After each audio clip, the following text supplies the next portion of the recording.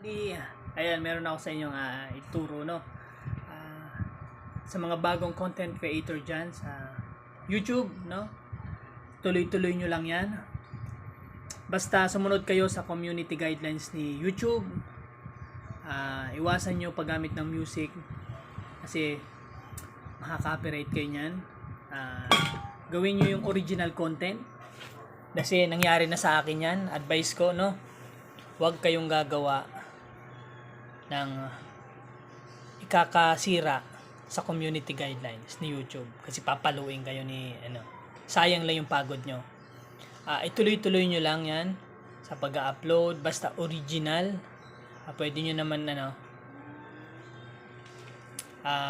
once a week o twice a week kapag upload, tuloy-tuloy lang ang pag-upload. Kung wala kayong long video, short video, mag-upload kayo.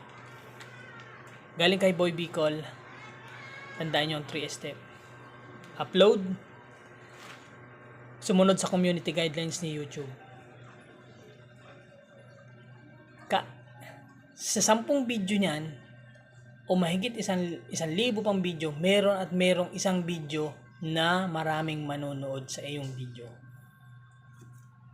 Milyon ang nanonood sa YouTube. Sabihin pa natin billion.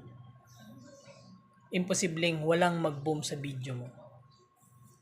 Ganyan din ako dati. Isang video, inedit ko, pero hindi sa akin, kaya napalo ako.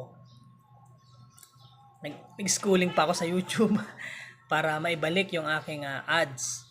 Kasi nga may ginawa akong mali kasi hindi ko pa alam. Kaya bilang ako, i-share ko sa inyo na huwag kayong gagawa ng ikakapalo kayo ni YouTube. Sumunod na lang kayo sa community guidelines. Ingat kayo and God bless. Galing kay Boy Bicol.